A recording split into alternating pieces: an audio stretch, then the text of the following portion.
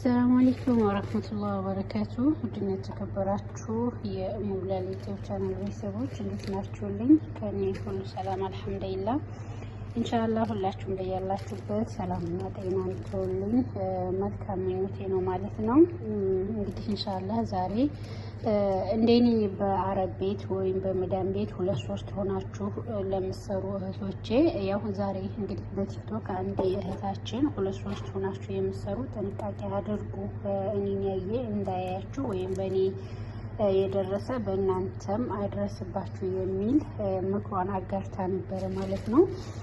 እሱም ደግሞ ምንድነው እንግዲህ አብራ የምትሰራት የገዛ የሀገሯ ዜጋ ኢትዮጵያዊ የሆነች ልጅ እንግዲህ ብሯን ፓስፖርቷን እንዲሁም ደግሞ በርካሽ ጊዜ የገዛቸውን የአንገት የጣትና የጆሮ ወርቋን ይዛባት ተሰውራለች፣ ጠፍታለች ማለት ነው።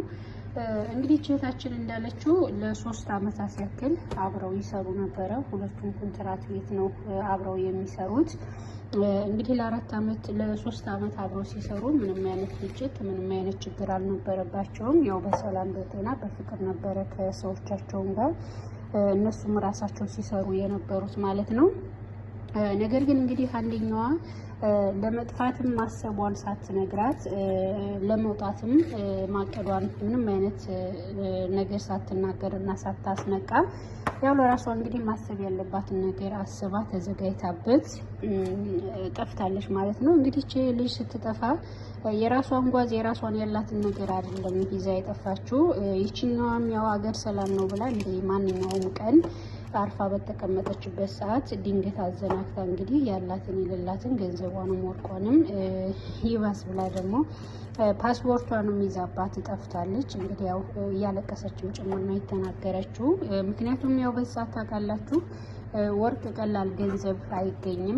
ከዛም አልፎ ገንዘቧ ከዛም አልፎ ፓስፖርቷ እንግዲህ እንዳለችው ከሆነ እንደአጋጣሚ ሰዎቿ ፓስፖርቷን ያው እሷ ጋር እንደሆነ የሚያስቀምጡት ነው የተናገረችውና ገንዘቧን ሶኬሽ ይሁን ይጠቅመኛል ብላ ይዛው ተወር፣ ግን ፓስፖርቷ ለምን ይጠቅመኛል ለምን ያገለግለኛል ብላ ይዛው እንደሄደች አለው ዓለም ያው እንግዲህ ምቀኝነት ሰውን ለመጉዳት ለማስለቀስና ለማሳዘን አስባ ካልሆነ ማለት ነውና ይሄ ነገር እንዳጋጣሚ በዚህ በእህታችን በኩል ወጣ ተናገረች እንጂ ብዙ እህቶች በዚህ በኩል ያለቀሱ እንዲሁም ደግሞ ብዙ ንብረታቸውን ያጡ እህቶች ይኖራሉና በገዛ በሀገራቸው ዜጋም ሆነ በሌሎችም የሀገር ዜጎች በተለያየ ጊዜ ችግር የሚደርስባቸው እንደዚህ ሳያሰቡት ንብረታቸውን የሚዘረፉ ልጆች አሉና አስታውሳለሁ ካሁን ቀደም እንደሷ አንዲት እህታችን አብራት የምትሰራው ሀበሻ የ10 ወር ደሞዜን አጠራቀሚ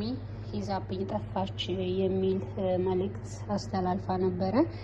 አሁንም ደግሞ ያው እንግዲህ እህታችን ይሄ ነገር ተፈጥሯልና ባካችሁ አብራችሁ ከሌላ ሀገር ዜጋም ጋር ሆነ ከኢትዮጵያኖች ጋር የምትሰሩ እህቶቼ ጥንቃቄ ያደርጉ። ቢያንስ ገንዘብ አታስቀምጡ፣ ሀብት ንብረታችሁ የምታስቀምጡበትን ነገር ወይም አታሳውቁ፣ ደብቃችሁ የማይታይና የማይታወቅ ቦታ አስቀምጡ ብላለች። በመሰረቱ ያው አንድ ክፍል እስከሆነ ድረስ የምንኖረው ያን ያክል የምንደብቅበት ቦታ የተለየ ወይም ደግሞ ሚስጥራዊ የሆነ ቦታ ላይኖር ይችላልና ያው የግድ የምናደርገው እንግዲህ ማስቀመጥ ነው ማለት ነው። ያኔ እንግዲህ ያው ተንኮል ካሰቡ በመደበቅም አይድንም። እኛም ደግሞ እንደ ማንኛውም ጊዜ ሰላም መስሎን ስራችንን ስናይ እነሱ አቅደውበት ያው በውስጣቸው ማሰብ ያለባቸውን ነገር አስበው ስለሚነሱ ያው ባልታሰበ ጊዜና ባልታሰበ መልኩ ያጠቁናል ማለት ነውና በአጠቃላይ ከሌላ ሀገር ዜጎች ጋር አብራችሁ የምትሰሩ እህቶቼ ጥንቃቄ አድርጉ ማለት ነው። በሰዓት ብዙ ነገር ችለን ብዙ ነገር ሆነን ብዙ መጽዋዕት ከፍለን ነው መቼም ይሄንን ገንዘብ የምናመጣው እንዲሁ ዝም ብለን አይደለምና በቃ ለብዙ ነገር አስበነውና ለብዙ ነገር አቀደ ነው ገንዘባችንን ባልታሰበ መልኩ ዳግም ልናገኘው በማንችል መንገድ መወሰድ ማለት ትንሽ ይከብዳል። በእርግጥ ያው ለኛ ብንጎዳ ለጊዜው ነው፣ ለነሱም ቢጠቅማቸው ለጊዜ ነው። የሰው ሀቅ የስም አይቀርም። ለተወሰደበትም አላህ የተሻለ ይሰጠዋል።